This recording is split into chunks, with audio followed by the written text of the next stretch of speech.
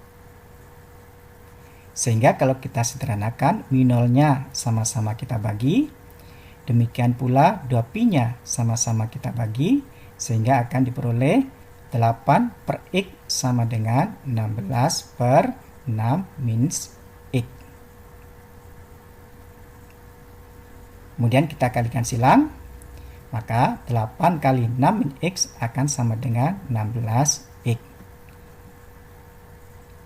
Atau 6 min X sama dengan 2X. Sehingga di sini 3X sama dengan 6. Atau X-nya sama dengan 2. Maka akan diperoleh bahwa letak titik P sama dengan 2 cm dari I1 dan 4 cm dari I2.